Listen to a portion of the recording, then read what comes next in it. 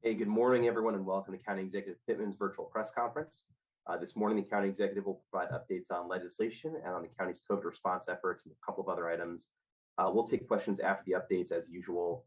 As a reminder, please put your name and media affiliation in the chat. I'll call on folks for questions in that order. And please keep your microphone and camera off unless you're called upon to ask a question. With that, Mr. County Executive. All right, thank you, Jeff. I want to start out with the work of our Anne Arundel County Council. They had a meeting last night, a late meeting. Thank you for everybody on my staff and the council and the public that stayed up for that. While it often seems like legislative bodies are at war with one another over partisan issues and can't agree on anything, our county council generally passed bills 7-0 and got some of that done last night. They're still working on a couple. The Green Infrastructure Master Plan was again amended last night. Fortunately, at the last meeting, we avoided the poison pill amendment that would have neutered the whole plan by allowing any resident to opt out if they did not respond to a notification. That did not pass, fortunately. There was an amendment last night that included some additional notification and reporting that probably would have been done by our administration anyway. So we're good with all that. And we hope that by the next meeting, our Anne Arundel County Council will pass this green infrastructure bill to allow us to work with us to protect 30% of our land mass in Anne Arundel County by the year 2030. There was also further work last night on the Police Accountability Board legislation, lots of amendments there, lots of input from folks. And I think a lot of the focus last night was on things that the bill that the state bill does not do, that the county cannot do. And I hope that we'll be shifting the focus here in the coming weeks to the things that the Police Accountability Board can do and does do that we all support to increase community engagement, transparency, and good policing in Anne Arundel County. The Bill 1722 passed, which was not very controversial, but was very important. We are going to build a new West County elementary school near Two Rivers, where a lot of development happened and it overcrowded the schools in West County very fast. So we had to move that up quickly in the process and the timeline to get that school built. And the council simply amended the sewer and water master plan to allow sewer and water to that site so that can move forward. The council also passed 7-0 creation of an opioid abatement special revenue fund for the opioid settlement funds to go into for Anne Arundel County so that we can get to work quickly as soon as that money comes in, getting it out to the wonderful providers that are working to reduce opioid overdoses and deaths in our county.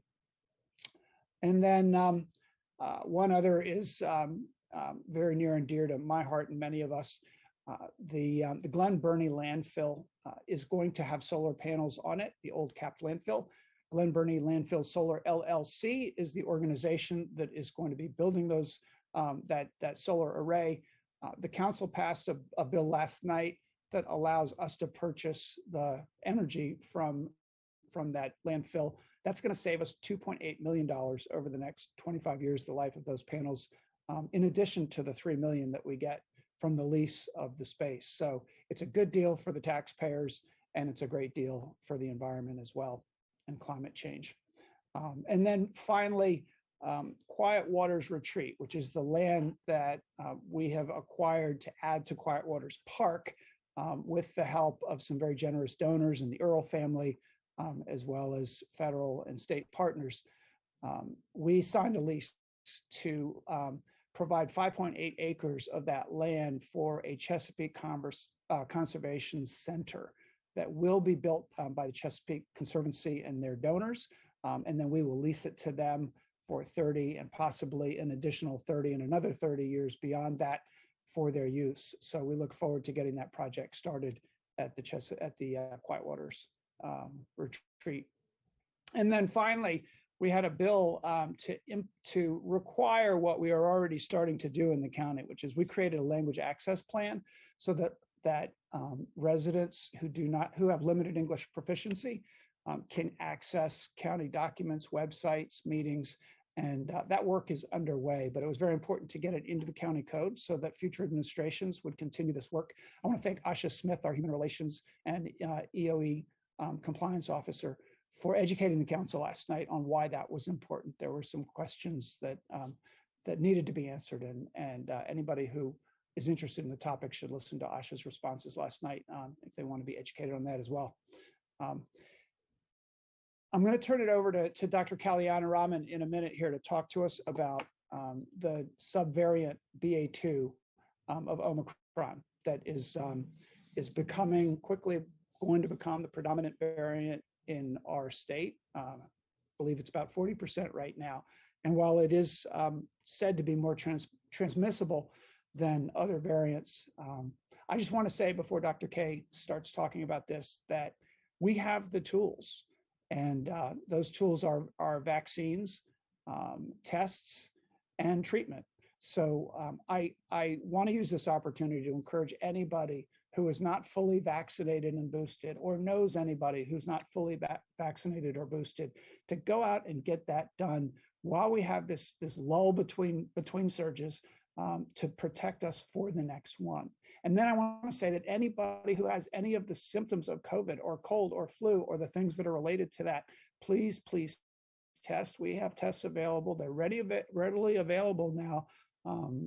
They were not during the last surge, and these rapid tests are available. And if you test positive, please go to a doctor and get the prescription for the treatment, especially if you're vulnerable in any way from other pre-existing conditions. That is how we're going to keep our hospitals from being overwhelmed once again. And that is how we're going to move through this and make it a part of life that we can manage in our county.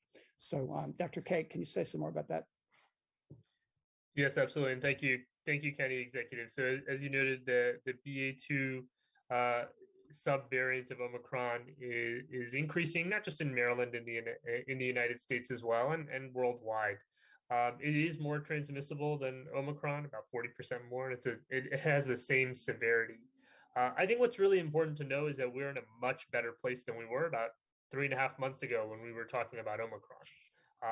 Well, we had vaccines then, and we still do now, and we have the third highest rate of vaccination in the state. What we do have more of now that we didn't have then is we have much more at-home test availability. People have KN95 and surgical masks at home, and we've been distributing them. And we have oral treatments, which we just did not have at the start of the Omicron spike. So we are in a different landscape. We've obviously gone through the Omicron surge, and unfortunately, a lot of people were infected. But that provides some level of immunity, at least for the short term as well, in addition to our vaccinations. And so I think that our goal really is to make sure just people are prepared. There are things that we should constantly be doing, staying up to date on your vaccinations. And yes, if you have symptoms, get tested. And if you're test positive, either talk to your doctor or go to an urgent care center to see if there's treatment that's right for you. Because we can take care of this much better than we did with Omicron because we have additional tools now. I think the one additional recommendation is just if you're at high risk for severe disease, then you may want to consider masking in indoor public settings. But otherwise, sticking to our fundamentals with COVID, vaccination, testing, masking if you're at high risk, and then getting treated with oral medications if you're at high risk will allow us to weather this as well. So with that, I will turn it back over to you, County Executive. All right. Thank you, Dr. Kalyana. So the message is very simple. We have the tools, use them. So I want to mention for anybody out there who is a caregiver for an elderly person, a person that really needs assistance all the time, we have a new grant program through the Department of Aging and Disabilities to provide adult day care, a limited number of sessions, but it's a help when you need it. Call our Department of Aging and Disabilities at 410-222-4339, and they can set you up if you qualify for those grants. And finally, I want to thank our Office of Emergency Management, as well as our school system and our Department of Health and my Deputy CAO for Health and Human Services, Pam Jordan, for the work that they're doing with the Afghan refugees that are in Anne Arundel County. We were notified that there's a group of refugees in a hotel that is near the airport, near BWI Airport. And Preeti Emmerich, who is our OEM director, has really professionalized that organization. It used to be an afterthought in Anne Arundel County, and we've built it out with permanent positions there and expanded its work. And one of the things that she did was she stepped in when she found out that many of these who were Afghan refugees who were in this hotel were slipping through the cracks in various ways with the federal programs that were designed for resettlement. The IRC has done a great job, best they can, but there are a lot of issues where local government can step up, and that has not always happened. So the first thing we did was provide a meeting space that we rented out at a neighboring hotel, so that folks could gather and people could go and get services and meet with one another. When you're in separate rooms in a hotel, it's hard for everybody to meet. So that's been very important. We funded that, and then Preeti managed to coordinate the work between the feds and our school system and our Department of Health and everybody in all our health and human service agencies, and is continuing to do that. It's complicated. Emotions are always high when we're all working so hard to help these folks who desperately need to resettle and become permanent residents of our communities. We welcome them, and I'm just so proud that our team is really paving the way and showing the model for how a local government can help in these situations and coordinate their work with the local nonprofits and with the feds. So thank you to our team for that. So I'll turn it back over to you, Jeff. Thank you. All right, we'll take questions. Again, put your name and media affiliation in the chat, and I'll call on folks in that order.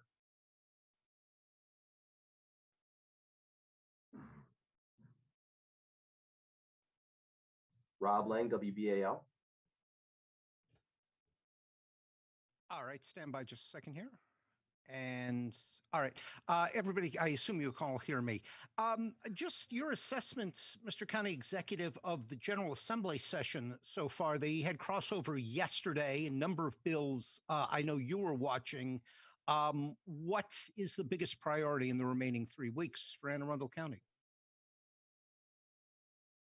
Well, we're watching the budget very closely, and we have some high priorities. Of course, we always want more funding for school construction, which looks like it may be coming our way.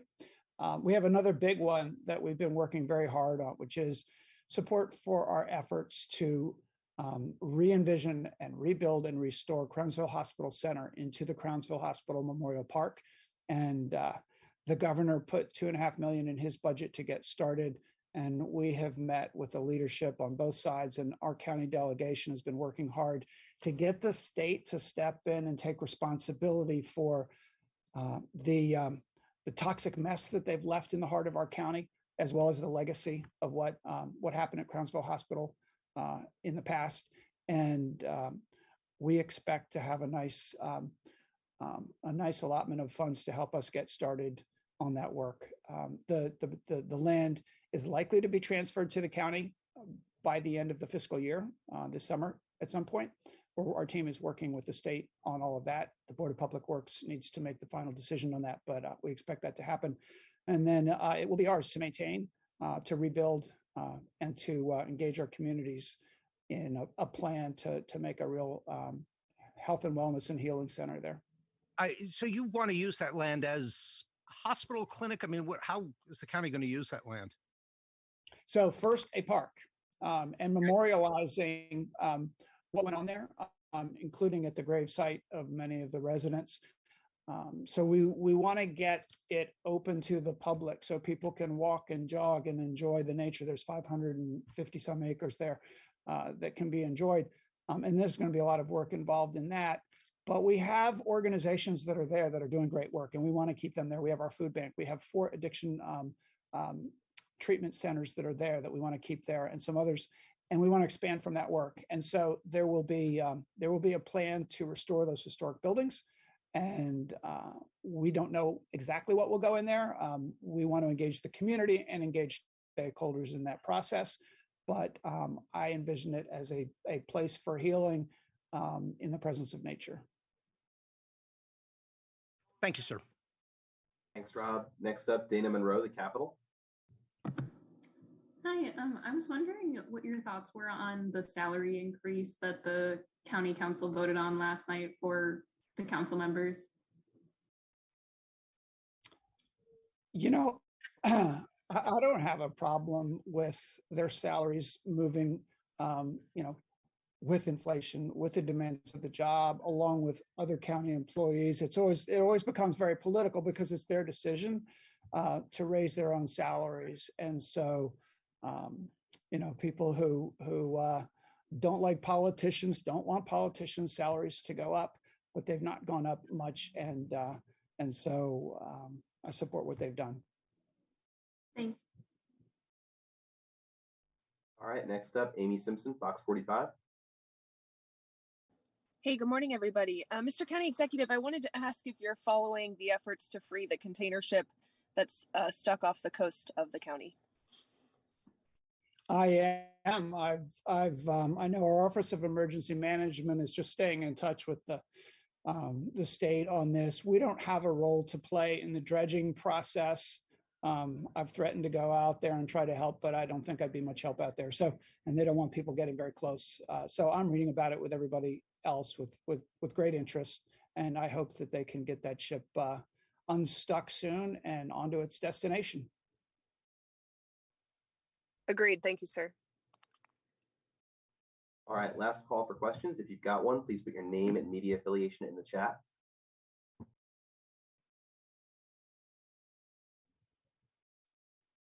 All right, thanks everyone. That's a wrap.